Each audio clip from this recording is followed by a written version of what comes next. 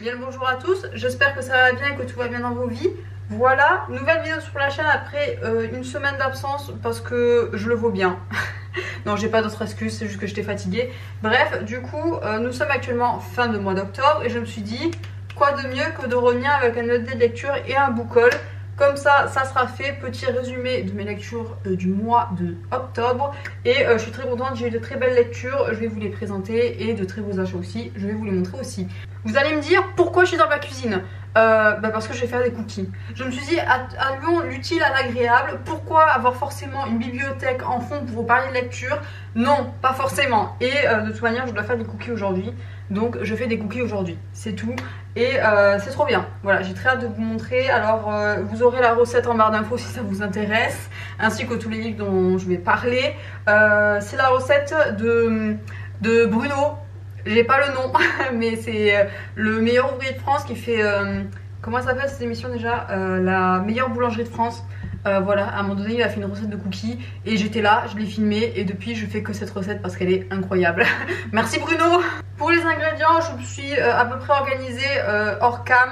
Je vais vous les montrer vite fait quand même. De toute manière, c'est des cookies, rien de plus basique, vous me diriez. Il y a du beurre, il y a du sucre, il y a de la farine avec de la levure, un œuf et des pépites de chocolat, enfin des pépites de chocolat.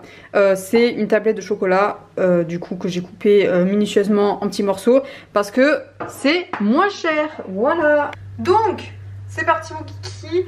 Je vais mélanger le beurre. Alors il doit être ramolli, alors il a un peu fondu vu que j'ai mis 1000 ans à couper mes pépites de chocolat. Mais bon, ça fera l'affaire. Dans le sucre et après il faudra que je rajoute l'œuf quand ça sera bien incorporé. Alors je suis pauvre, enfin je suis pauvre, non pas forcément, mais j'ai pas de batteur, donc ça va se faire à la mano. Sinon si vous avez un batteur, bah, utilisez un batteur, ça sera nettement mieux. Voilà, le beurre là. Et maintenant la partie la moins glamoureuse comme on dit, bah, il faut mélanger à la main et incorporer bien le sucre avec le beurre. Bref, du coup, pour mes lectures, je vais vous parler rapidement de mes achats. De toute manière, les vlogs que j'ai fait sont quand même assez à jour. J'ai pas trop avancé dans mes lectures ou dans la Pumpkin Autumn Challenge parce que j'ai fait une grosse semaine, même 2 grosses semaines de panne de lecture entre guillemets parce que ça allait pas trop dans ma vie émotionnelle. Bref, donc du coup pour les achats, alors il y avait 2 sorties que j'attendais en roman. Il y avait La Maison des Voix de Donato Carisi que je n'ai toujours pas lu et que ça sera... peut-être pas ma prochaine lecture, mais je le lirai au mois de novembre, ça c'est sûr. Et j'ai acheté aussi Capitale du Sud, le tome 3 et dernier tome de la saga, que je suis actuellement en train de lire, que j'ai pas fini parce que je l'ai pas fini. C'est le livre en fait, il est hyper cool là, franchement j'adore. Mais le début, j'ai eu un peu de mal à me mettre dedans. Et après, comment dire, je sais pas, hein, je crois que c'est parce que j'étais pas bien ces 2 dernières semaines, du coup je l'ai pas du tout avancé. Alors que normalement, ça aurait dû être le cas. Là, il me manque une centaine de pages avant de le finir.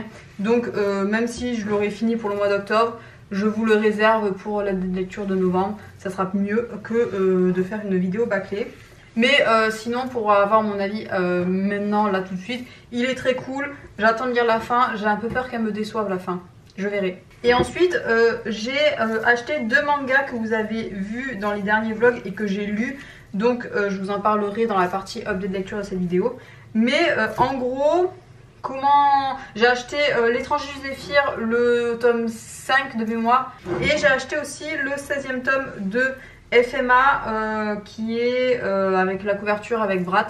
Du coup je les ai achetés, je les ai lus et c'est tout. J'ai vérifié si j'avais acheté d'autres livres dans ce mois-ci, mais non, c'est le seul achat que j'ai fait. Et voilà, donc pour ceux qui s'intéressent uniquement à mes achats, bah, cette vidéo est terminée. Après je vous invite à rester jusqu'à la fin pour voir le résultat des cookies. Quand même, il faut les voir jusqu'à la fin. C'est la partie un peu quand même, je dirais pas dégueulasse, mais vous savez, il faut vraiment bien incorporer le beurre avec le sucre. Et du coup, il faut éviter que ça fasse des morceaux de sucre, des morceaux de beurre agglomérés dans du sucre. Il faut vraiment que ce soit homogène. C'est pour ça que c'est bien le batteur. Mais bon, je n'ai pas de batteur, donc j'utilise mes mains. Il faut écraser le beurre, les morceaux de beurre là. Donc ça va être un peu long cette partie là, mais après je vais mélanger avec l'œuf et les pépites de chocolat. Et après, non, les pépites de chocolat c'est à la fin. C'est ça, il faut que je mette après la farine avec la levure. Ouais, voilà. Donc Bref, partie update lecture maintenant parce que j'ai quand même lu pas mal de choses. J'ai lu 1, 2, 3, 4, 5 livres, dont 3 pour le Pumpkin Autumn Challenge. Et donc j'ai lu en premier lieu Un jeudi saveur chocolat. Alors j'ai les noms là des titres de livres, mais j'ai pas du tout les auteurs et les maisons d'édition, donc vous le verrez apparaître quelque part à l'écran, la couverture, comme ça vous aurez toutes les infos. Qui est du coup, j'avais lu du même auteur La bibliothèque des rêves secrets, qui avait été un énorme coup de cœur, que j'avais adoré du plus profond de mon être. Et du coup j'avais très hâte de découvrir son nouveau roman traduit en français. Je sais pas s'il il en a écrit d'autres. Elle, je crois que c'est une femme, je sais plus. Donc écoutez, j'étais très contente de cette lecture, même si pour moi ça vaut pas La bibliothèque des rêves secrets. Mais c'est très intéressant parce que c'est un livre qui fait voyager, et c'est vrai que c'est ce que je cherche dans un premier temps. Quand je lis un roman contemporain japonais, il faut que je voyage parce que sinon ça n'a pas de sens. Et c'est vrai qu'en plus là, du coup, on voyage entre le Japon et l'Australie. Et c'est sympa parce que en fait c'est un roman choral où on part d'un point de vue et petit à petit on suit les points de vue des personnages qui sont présentés dans le chapitre. Ce qui fait qu'après ça fait une boucle et on revient après aux personnages qu'on avait vus dans le premier chapitre. Et c'est trop bien foutu, j'adore. La traduction je la trouve assez chouette, après je peux pas comparer vu que je suis pas, enfin je lis pas de japonais. Mais c'est hyper fluide à lire, il y a du sentiment, peut-être un peu moins que j'avais pu voir dans La bibliothèque des rêves secrets. Mais il y a toujours... voilà, c'est quelques phrases des fois qui prennent aux tripes et qui font réfléchir et qui amènent des fois un peu la larme aux yeux. Et c'est trop bien, c'est vraiment trop bien. Pour vous dire, ça fait peut-être un mois du coup je l'ai lu. Je me souviens encore de certains chapitres, même si voilà ça peut paraître anodin. Donc c'est hyper cool, par exemple le couple de vieux qui va fêter... Alors je sais plus si c'est leur anniversaire de mariage, mais bref, à Sydney, il y a aussi la fille qui peint un queue en verre, il y a le monsieur qui tient le... Je sais plus, c'est une sandwicherie. Enfin voilà, il y a plein de personnages qui restent en mémoire, je trouve, assez longtemps. Et après, il y a aussi le fait que... comment dire, il y a un personnage un peu clé qui va peut-être tous les relier. Comment il s'appelle, je me souviens plus de son nom, mais qui tient le café au tout début. Et qui voilà, impacte la vie de certains personnages. Voilà, donc c'est hyper sympa à suivre. Et franchement je vous encourage à le lire, ça apporte beaucoup de choses. Et si vous avez aimé La bibliothèque des rêves secrets, vous allez forcément je pense aimer celui-là. Et par contre si vous l'avez pas lu, c'est qu'un avant-goût. Franchement découvrez La bibliothèque des rêves secrets, il vaut vraiment le détour ce bouquin. Et voilà, donc franchement hyper cool. J'ai pas grand chose à dire dessus en plus parce que c'est vrai qu'il y a plein de petites histoires qui valent chacune le détour. Et voilà, enfin c'est tellement un petit roman qui se lit hyper vite. Et ouais, franchement hyper sympa, donc franchement lisez-le. J'ai peut-être rajouté l'œuf là, je pense que c'est bon. On va rajouter l'œuf. Bonjour. Hop là, pas de coquille. Pas de coquille, c'est bien. Donc toi, tu t'en vas. Et bah, ça j'avoue que j'aime pas mélanger l'œuf cru là, j'aime pas trop toucher ça, mais bon. Voilà, allez perce-toi. Et on mélange. Après ce livre là, j'ai continué avec mes romans japonais avec 20 ans avec mon chat, qui est un livre qui m'a vraiment touchée. Je sais pas si c'est parce que je suis moi-même propriétaire d'un chat ou d'un animal, clairement. C'est assez bouleversant je trouve. En fait du coup on va suivre une jeune femme qui va recueillir un chat errant, enfin même un chaton errant qu'elle aura trouvé par hasard dans la rue. Et voilà, son mari lui il est plutôt d'accord pour avoir ce chat, donc ça va être la vie de cette femme accompagnée de ce chat et qui va du coup rythmer à peu près toute sa vie parce que c'est incroyable. Franchement il est vraiment bien. En fait quand j'ai fermé ce livre, déjà le dernier chapitre m'avait vraiment ému, j'avais failli pleurer. Et en fait je retiens vraiment ce dernier chapitre. Mais maintenant que je vous en parle et que je réfléchis à ma lecture, je me dis que ce livre était incroyable et qui correspond vraiment à la catégorie dans laquelle je l'ai mise pour le Pumpkin Autumn Challenge. C'est-à-dire, alors je me souviens plus du nom, mais c'était la catégorie pour les femmes, la liberté des femmes, l'indépendance, etc. Parce que du coup c'est vrai que cette héroïne au début elle est... comment dire, elle est mariée, elle a un métier et son rêve c'est d'écrire, mais elle n'a jamais franchi le pas, même si elle écrit tous les soirs à son bureau. Et en fait l'arrivée de ce chat, alors c'est pas forcément elle qui va, comment dire, parce que c'est une chatte, elle va pas forcément elle-même bouleverser sa vie, mais l'auteur du moins, parce que je pense que c'est de l'autobiographie, je sais plus trop, mais l'héroïne du moins enfin l'arrivée de ce chat va lui bouleverser la vie, dans le sens où elle va se rendre compte que déjà avoir un animal c'est quelque chose, c'est une responsabilité, ça met en avant quand même des problèmes aussi de société japonaise, j'ai envie de dire, parce qu'à un moment donné elle va devoir chercher un logement pour elle et son mari, et ensuite juste pour elle et son chat. Et ça va pas être la même rengaine. Du moment qu'elle va avoir un animal, les propriétaires vont dire bah non en fait on prend pas d'animal chez nous, enfin. Et c'est vrai que je sais pas s'il y a cette problématique là en France, mais du coup elle se voit claquer des portes au nez, et à un moment donné quand elle est toute seule avec son chat elle se dit mais je peux pas abandonner mon chat, je vais être à la rue mais je peux pas me voir abandonner mon chat, le mettre en fourrière ou quoi juste pour avoir un toit sur la tête. Ça sera nous deux contre le reste du monde, et c'est vraiment émouvant de voir à quel point elle s'est attachée à son chat, et surtout à quel point elle va adapter sa vie aussi à son chat, surtout quand son chat va arriver à la vieillesse, qu'elle va petit à petit plus pouvoir marcher, plus pouvoir se nettoyer, plus pouvoir faire ses besoins. Et c'est émouvant de voir à quel point, je sais pas, il y a des choses je me disais mais je peux pas faire ça, enfin je peux pas, je suis pas vétérinaire, et peut-être que si je suis dans la même situation qu'elle en fait avec mon chat, peut-être que je trouverai la force de faire ces choses-là, de l'aider à faire ses besoins, je sais pas, vivre alors que ça sent le pipi tout le temps parce qu'elle peut plus se retenir. Enfin c'est, je sais pas. Je pense que c'est une situation à laquelle je n'ai pas été confrontée moi-même, donc je me vois pas la vivre, mais je pense que quand on a un lien si fort et si profond avec son animal, on le fait avec grand plaisir parce que c'est notre chien ou notre chat, et que cette personne-là fait partie peut-être de notre famille, et voilà, donc on le fait et puis c'est tout.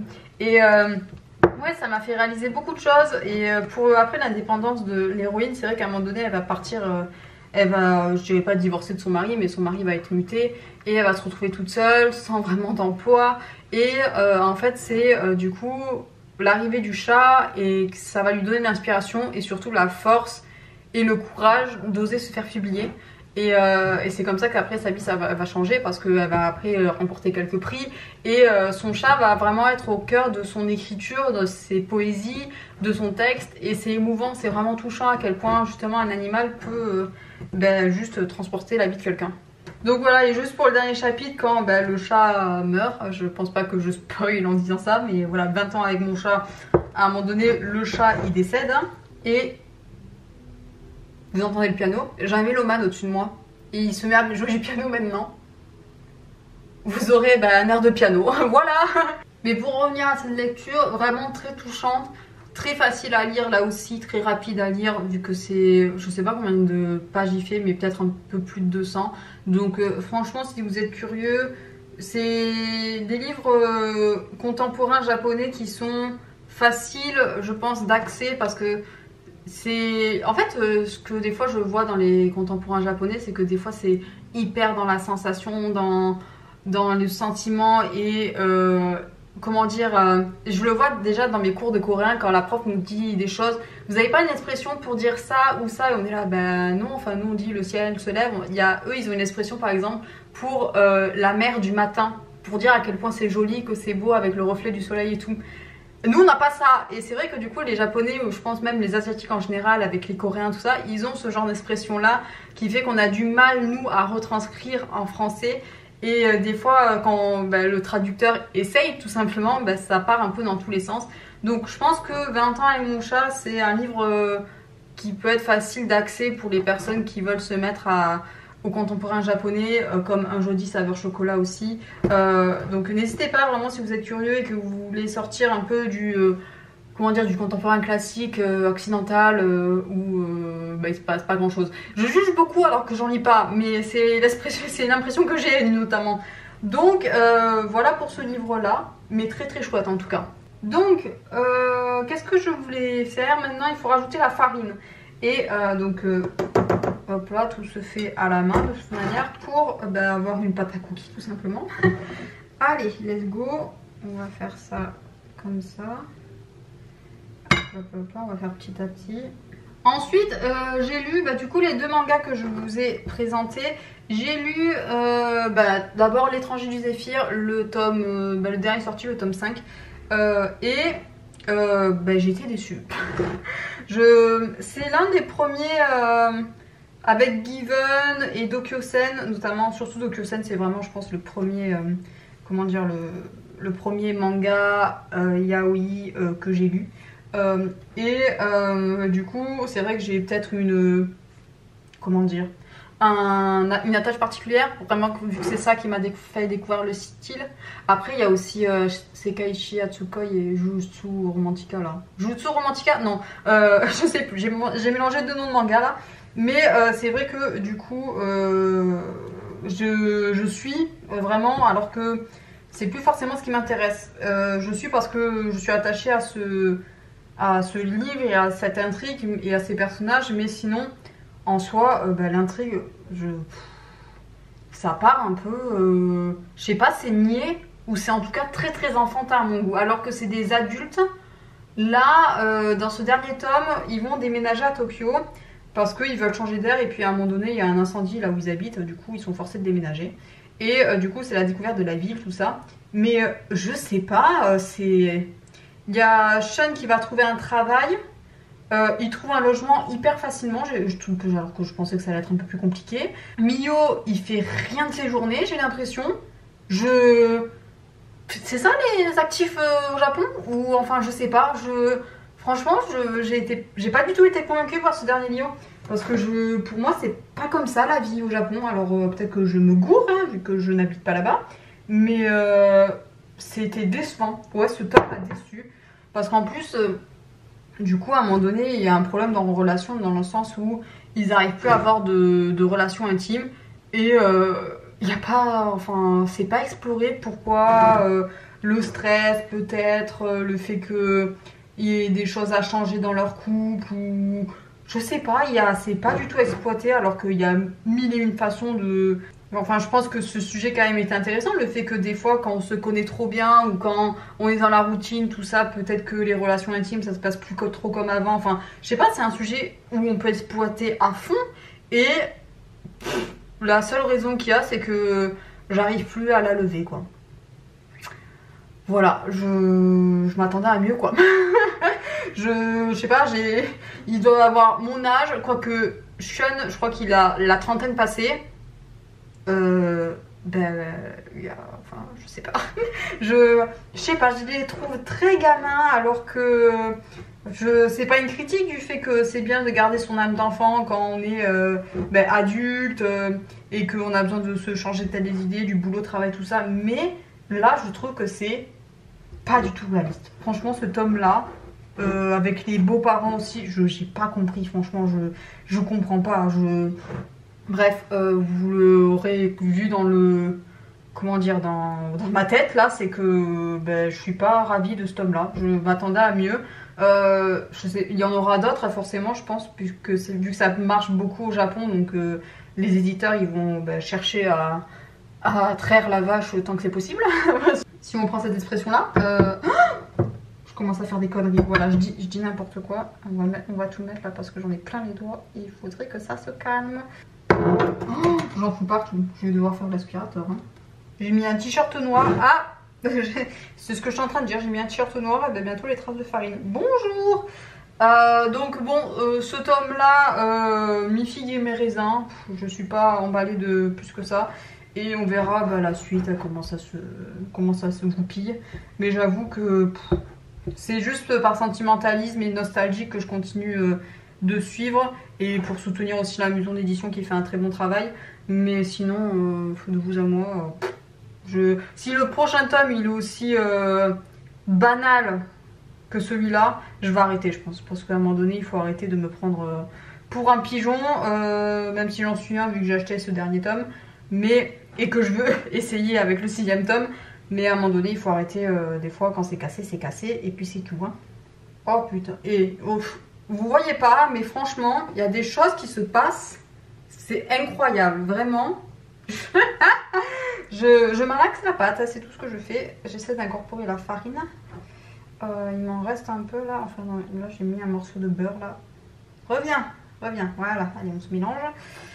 Et après, il faudra faire les pépites de chocolat. Et ensuite, au repos pendant minimum une demi-heure. Bon, autant dire une demi-heure parce que Je vais pas attendre avant de les faire, mais voilà.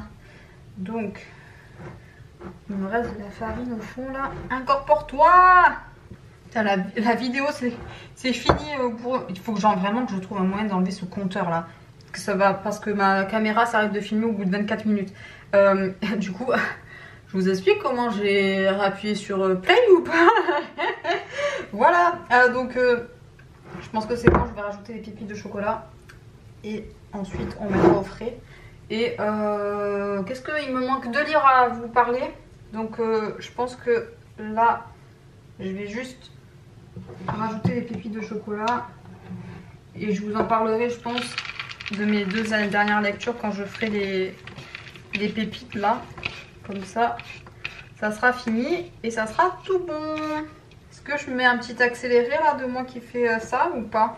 Je sais pas si ça va vous intéresser, mais surtout que vous voyez rien, donc il aurait fallu que je baisse ma caméra. Mais baisser ma caméra avec ces doigts là, même pas je la touche ma caméra, c'est pas possible. Donc là, il faut que je fasse la minia aussi. La minia avec la pâte à cookies. Waouh! Ah là là, c'est trop bien, c'est satisfaisant. Alors, qu'est-ce que... Ça décale. Le film du coup. Allez. Ok. Allez. Donc, ça colle.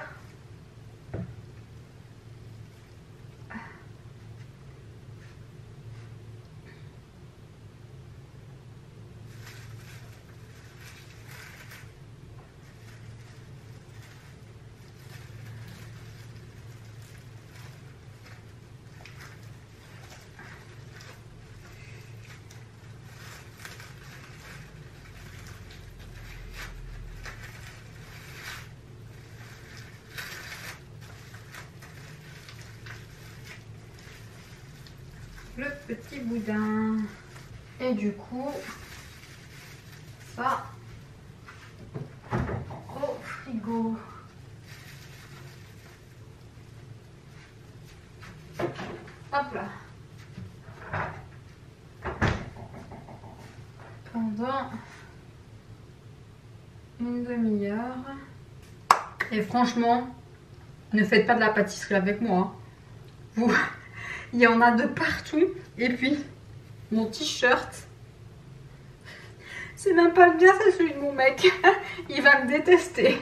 Mais tant pis, j'ai fait des cookies. Donc, je vais nettoyer tout ça en attendant. Peut-être que je vais lire Capitale du Sud aussi. Peut-être que j'aurai fini Capitale du Sud, du Nord. Pardon, remplacer tous mes Suds par des Nords. Et je pense pas que je l'aurai fini pour vous en parler là maintenant tout de suite en des lectures. Surtout que ça serait trop à chaud. Mais voilà. Donc là on attend une demi-heure et après je les sors, je mets le four en préchauffage et on fait des petites boules pour faire des cookies. Et après ben voilà, je vous montrerai le résultat final. À tout à l'heure. Je vais peut-être en profiter pour manger la pâte crue aussi. C'est bon. Waouh.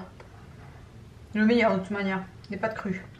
Me revoilà, coucou, avec du coup la plaque, le four qui est en train de préchauffer et mon fameux boudin de pâte à cookies. Donc, c'est resté un peu plus d'une demi-heure vu que je voulais finir mon chapitre de Capitale du Nord. Je n'ai toujours pas fini de lire, il me reste, il doit me rester 3 chapitres. Bref, donc on va démouler tout ça et j'ai 2 livres, je crois. Oui, j'ai 2 livres à vous parler vu que j'ai fini avec L'étranger du Zéphyr. Donc je vais vous parler du 2e manga que j'ai lu. Il s'agit de FMA, le 16e tome de Hiromu Arakawa aux éditions Kurokawa. Que j'ai lu du coup en suivant de L'étranger du Zéphyr parce que il me fallait quelque chose pour me remonter un peu le moral là, parce que après l'échec de ce manga L'étranger du Zéphyr, j'avais besoin d'une source sûre. Et comment vous dire que ce fut ma source sûre. Voilà, incroyable FMA de toute manière. Donc là, je vais juste faire des petits ronds de pâte à cookies. Dans la recette de Bruno, il s'amuse à détailler, à peser et tout. Ouais, non, flemme, hein. On fait à pisto des nas, comme on dit chez moi. Et moi, je les aplatis un peu. Et après, hop là sur la plaque, pardon.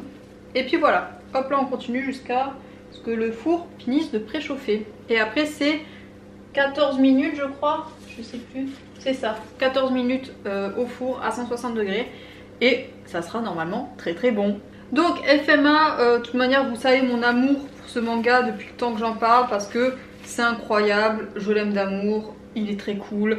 Là on arrive petit à petit à la fin, mais ce que j'ai beaucoup aimé dans ce tome c'est que du coup il y a l'acte final entre guillemets entre Roy Mustang et Envy. Là où bah, du coup il y a des révélations qui sont faites sur comment est mort Hughes notamment, même si nous on le sait depuis très très longtemps en tant que lecteur. Là du coup c'est tout lié à la phase de Roy Mustang et c'est vrai que du coup c'est sympa de suivre ça parce que je me souvenais plus qu'il y avait Ed et Scar qui intervenaient à un moment donné et c'était franchement cool. Et puis là aussi c'est tout ce qui est moral dans le sens où Roy Mustang lui son but c'est de gouverner le pays. Et voilà, est-ce qu'un meurtrier qui assassine quelqu'un de sang-froid est vraiment apte à être quelqu'un qui dirige un pays? Peut-être pas. Donc il y a 2-3 chapitres sur ça, notamment vu que Roy Mustang est l'un des personnages principaux de l'histoire. Ensuite, il y a, qu'est-ce que c'est? Il y a Greed qui commence du coup son combat avec Vrat. C'est assez cool, alors ça apparaît un peu à la fin. Qu'est-ce qu'il y a au milieu? Ah oui, il y a le combat de Olivia Armstrong avec son frère contre la paresse, je me souviens plus de son nom, c'est Slot je crois. Voilà, ça a commencé dans le tome d'avant et ça se finit dans ce tome là et c'est trop bien de toute manière. Olivia Armstrong, je t'aime d'amour, je t'aime beaucoup trop fort. Qu'est-ce qu'il y a? Il y a le retour de May aussi. Il y a pas mal de choses. Il y a Izumi qui apparaît aussi avec son mari. Et petit à petit, on sent que comment dire, le grand sacrifice va se mettre en place. Notamment à la fin aussi, il y a comment ça s'appelle, la confrontation entre Hohenheim et le petit être de la fiole, qui n'est plus un petit être de la fiole, mais c'est tout comme. Et voilà, on s'arrête sur ça je crois, sur comment ça va après être dans le tome 17 si je dis pas de bêtises. Et j'ai trop hâte. J'ai trop hâte du tome 17 et du tome 18 qui sera le dernier. Le tome 17 sort en décembre si je crois bien. Et j'ai trop hâte. Je le mettrai forcément dans le commentaire je pense. Parce que c'est trop bien. Et ensuite c'est tout ce qui se passe. Mais c'est trop bien. De toute manière FMA. J'ai vu que Netflix allait avoir Brotherhood mi-novembre je crois. Ça va être trop bien, ça va arriver à point nommé parce que ça fait 1000 ans que je dis à mon copain qu'il faut qu'il regarde et j'avais jamais trouvé le temps de télécharger ou d'acheter les DVD. Donc là, c'est un signe, il va falloir qu'on regarde FMA pendant l'automne et ça va être trop bien, il va découvrir FMA, ça va être trop bien. Donc voilà, un livre encore incroyable, voilà, FMA toute ma vie, j'aime d'amour ce manga. C'est bizarre parce que je ne me suis jamais intéressée aux autres œuvres qu'a fait la mangaka. Elle a fait, comment ça s'appelle, Aslan je crois, et un autre qui est en train de sortir actuellement. Il faudrait peut-être que je me renseigne, peut-être que ça me plairait, mais c'est vrai que j'ai tellement d'amour pour FMA que j'ai peur d'être un peu déçue par ces autres œuvres. Je sais pas trop, on verra. Donc FMA, je sais que j'influence certains d'entre vous et c'est tant mieux parce que c'est trop bien, c'est beaucoup trop bien. J'espère que ceux qui commencent par ma faute sont pas déçus parce que sinon je m'en voudrais. Mais je pense que non, c'est pas possible d'être déçu par FMA. Et je suis hyper contente. Donc voilà, j'attends le tome 17 avec très grande impatience. Et je vous en parlerai forcément pour le Cold Winter. Et ma dernière lecture du mois du coup c'est Les Nuits d'Ambre de Gustave Auguste. Je sais plus la maison d'édition mais je crois que c'est de l'indépendance il me semble. Enfin de l'indépendance, c'est de l'auto-édition plutôt, c'est ça le terme. Comment c'était cool, je m'attendais à autre chose, enfin autre chose, non je l'avais feuilleté donc je savais qu'il y avait beaucoup d'illustrations, d'esquisses de l'auteur sur les deux personnages qui servent la nuit d'ambre en fait. Mais je sais pas, je m'attendais peut-être à un récit un peu plus construit, mais il le dit après dans son introduction comme quoi c'est les prémices d'une histoire qu'il voudrait faire. Alors je sais pas où il en est dans cette histoire là, mais ça s'appellerait Les Serpents d'Ambre je crois. Je sais plus, et Les Nuits d'Ambre c'est un petit truc à côté, donc bon, voilà, c'est normal que ce soit assez court, c'est en fait juste une simple nouvelle, une petite aventure entre les deux personnages. C'est assez chouette, de toute manière j'aime beaucoup la plume de Gustave Auguste, je l'avais beaucoup aimé dans, comment ça s'appelle, La Chute d'Antémésia, que j'ai franchement aimé, même si j'avais trouvé quelques longueurs. Là, vu que c'est une nouvelle, bon, c'est compliqué d'avoir des longueurs dans une nouvelle, donc j'aime bien la manière qu'il a d'écrire, j'aime surtout beaucoup son dessin, c'est pour ça que j'ai commencé à le suivre sur Instagram notamment. Mais c'est vrai que du coup, découvrir d'autres de ses œuvres me turlupine. Je sais qu'il a sorti un autre livre il y a pas longtemps, je sais plus comment ça s'appelle. Bref, je suis très fort cet auteur sur Instagram. Il faut juste que du coup je commence à regarder d'autres livres, tout ça. Parce que c'est vrai que je pourrais pas aller à la Icon cette année vu que je pourrais pas. Tout simplement, je vous dirai la raison dans une autre vidéo. Mais ouais, je suis déçue de pas y aller cette année. Tant pis, j'irai l'année prochaine. Donc voilà, je crois que c'en est tout pour mes lectures. J'avoue que j'ai pas trop de choses à vous dire sur La Nuit d'Ambre. C'est, attention, c'est du yaoi, enfin c'est de la romance MM, et il y a des illustrations notamment très osées dans Les Nuits d'Ambre, même le récit, la nouvelle, il y a du piquant, du caliente comme on dit, voilà, à ne pas mettre entre toutes les mains. Si vous n'aimez pas ça, ne lisez tout simplement pas. Donc voilà, Les Nuits d'Ambre en tout cas, ça rejoint un peu Antemisia, c'est assez cool, c'est un peu, comment dire, fantasy, fantastique, avec des choses qui se passent un peu magiques dans le monde d'avant, parce qu'il exploite surtout le passé. Antemisia, ça se passait, je sais plus à quelle époque, mais avec l'Empire français, où voilà, il y a beaucoup de monarchies encore. Là aussi, ça se passe en Roumanie ou en Birmanie, je sais plus, par là-bas. Et ouais, donc c'est assez cool à suivre. Très hâte voilà, de me renseigner sur d'autres choses de l'auteur. Mais c'est vrai que du coup ça me permet de valider facilement entre guillemets une catégorie, vu que c'est un roman un peu graphique, tout ça avec beaucoup d'illustrations. Je suis hyper contente. Voilà, donc ça est tout pour mes lectures et mes achats d'octobre. Du coup je vais mettre ça au four parce que c'est bon, il a fini de préchauffer. Et je vais mettre le minuteur après. Comment je te mets... Ah, par là-bas.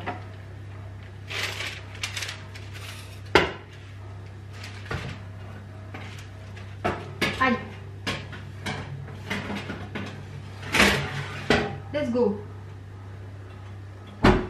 Les cookies sont au four, je vais pas vous abandonner évidemment sur ça, je vous montrerai le résultat final quand même.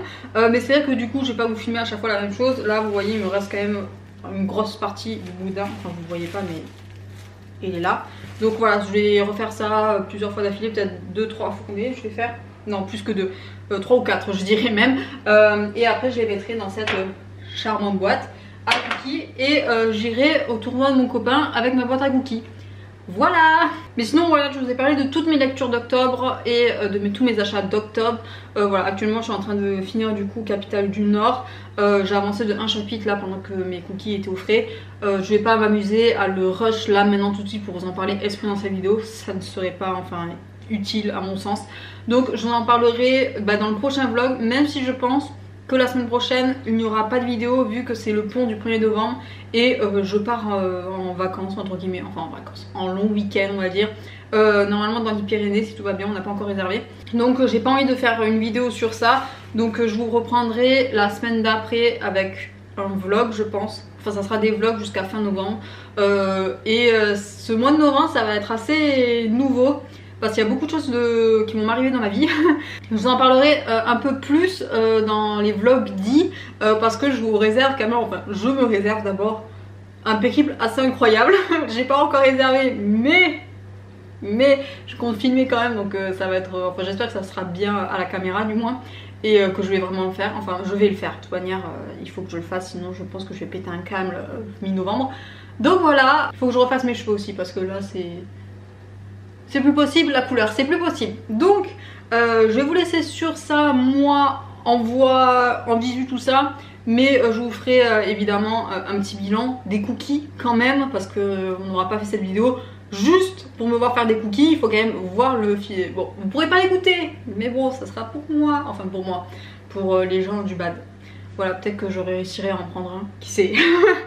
Donc si je conclue pas cette vidéo avec le plan des cookies qui parle, enfin je sais pas encore comment je fais cette vidéo, mais je vous souhaite à tous un très bon week-end, une très belle soirée, j'espère que tout va bien pour vous. N'hésitez pas à commenter la vidéo et si vous avez d'autres recettes de cookies, n'hésitez pas à les partager. Voilà, parce que j'avoue que à part les cookies et les cinnamon rolls, je fais pas grand chose en pâtisserie parce que c'est les seuls trucs que j'aime vraiment à la folie. Donc c'est tout pour moi, je souhaite à tous de nouveau un très bon week-end, une très belle journée, une très belle soirée, ainsi de suite. Un très bon Pumpkin Autumn Challenge, c'est le dernier mois qui commence bientôt, donc j'espère que vous êtes sur les starting blocks pour ce dernier mois de challenge avant le Cold Winter. Et voilà, je vous laisse, merci pour votre visionnage jusqu'au bout et en attendant qu'on se revoie, je vous souhaite de très belles lectures. Bye bye.